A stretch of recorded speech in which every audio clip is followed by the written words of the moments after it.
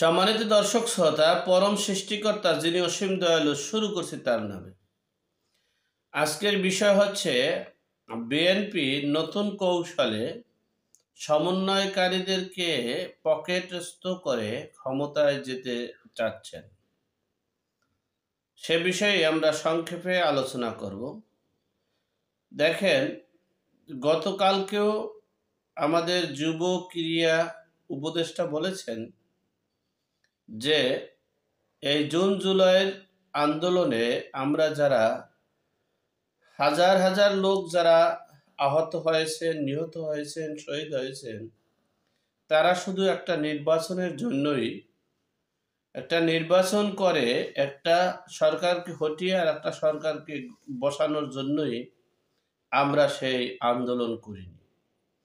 আমরা আন্দোলন করেছি এদেশের সার্বিক দিক থেকে সংস্কার করতে হবে, প্রত্যেকটা সেক্টরে কম বেশি সংস্কার করে দেশের এই জনগণের প্রত্যাশা পূরণের লক্ষ্যে নতুন সম্ভাবনার দিকে এগিয়ে নেওয়ার জন্য আমরা কাঙ্ক্ষিত লক্ষ্যে পৌঁছানোর জন্যই আমরা জীবন দিয়েছি।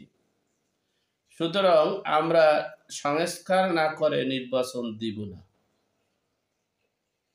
অপরদিকে এই কথাটাকে পুঁজি করে সমন্বয়কারী সার্জিস এবং হাসনাত আবদুল্লাহর কথাকে পুঁজি করে তারা নতুন কৌশলে হাঁটছেন।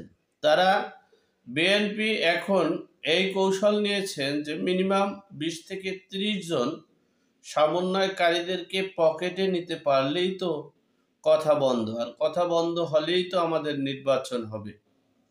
সে 20 থেকে 30টা আসন তাদের দিবে এবং তাদেরকে কিছু মন্ত্রী পদ দেওয়ার জন্য তাদের নতুন কৌশল প্ল্যান শুরু করেছে। সেখানে এই সার্জিস, হাসনাত সহ যারা আছেন তাদেরকে যদি 20টা আসন দেওয়া হয়, সেই 20টা আসনের মাধ্যমে এই সমন্বয়কারীদেরকে তাদের পকেটস্থ করে ফেলবে। এরপরে তারা ক্ষমতায় যাবে, সেই নতুন কৌশল অবলম্বন করেছে। অপরদিকে আমি সমন্বয়কারীদেরকে বলবো, আপনাদেরকে কৌশলে হয়তো বা আপনারা 20টা আসন নেবেন, সেই 20টা আসন দেখা গেছে কৌশলে সেই 20টার ভিতরে 5টা আসন হয়তো বা আপনারা লাভ করতে পারবেন, কারণ তাদের যে আসনগুলো ছেড়ে দিতে হবে সেই আসনগুলোই আপনাদের ছেড়ে দিতে হবে, আপনাদের আসনগুলোই ছুটে যাবে।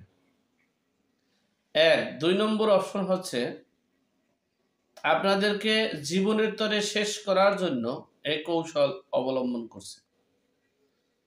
আপনারা জানেন বিএনপি ক্ষমতায় থেকে একটা রাজনৈতিক দল গঠন করেছে।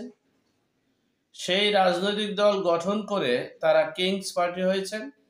কিংস পার্টি হয়েই কিন্তু তারা ক্ষমতায় এসেছে। সুতরাং তাদের ভয়, বিএনপিদের ভয় কিন্তু সেটাই যে আপনারাও ক্ষমতায় থেকে যদি পার্টি করেন আর সেই পার্টি যদি নির্বাচনে অংশগ্রহণ করে তাহলে তারা ক্ষমতায় যাবে। বিদায় তারা ভয়ে আপনাদের কিংস পার্টি করতে দিচ্ছে না, সময় ক্ষেপণ করতে দিচ্ছে না। এমনকি বিএনপি নির্বাচনে যাওয়ার জন্য, ক্ষমতায় যাওয়ার জন্য আপনাদেরকে বিভিন্ন কৌশলে ডিভাইডেড করার চিন্তা করেছে। আপনাদেরকে বিশ্বস্ত সূত্রে জানা গেছে 20টি সিট দেবে এবং মিনিমাম 2-3টা মন্ত্রণালয় আপনাদের দিবে। সেই অঙ্গীকার নিয়ে হারছে। এখন দেখা গেছে 20টা সিটের জায়গায় যদি 5টা এমপি হয়, সেখানে তো মন্ত্রী পাওয়ার প্রশ্নই আসে না। যাই হোক, এই হলো কথা। তো আমি এই সমন্বয়কারী এবং বৈষম্য বিরোধী ছাত্রদেরকে বলবো, আপনারা এই নিহত শহীদ পরিবারদেরকে সাথে ধোঁকা দিবেন না, আহত যারা হয়েছেন তাদের পরিবারকে ধোঁকা দিবেন না।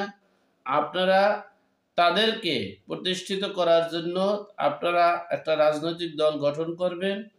প্রতিটা ইউনিয়ন, উপজেলা, জেলা কমিটি করে আপনাদের নেতৃত্বে রাজনৈতিক দল গঠন করে নির্বাচনে অংশগ্রহণ করার প্রস্তুতি নেবেন। আর যদি বিএনপির ফাঁদে পা দিয়ে এই শহীদের রক্তের সাথে বেইমানি করা হয়, তাহলে দেশের জনগণ আপনাদেরকে ছাড়বে না, এই শহীদের পরিবার এবং আহতদের পরিবাররা আপনাদেরকে ছাড়বে না। এই প্রত্যাশা রেখে আপনাদের সকলের শুভকামনা করে আজকের মতো এখানেই শেষ করলাম। ভালো থাকবেন, সুস্থ থাকবেন। আসসালামু আলাইকুম।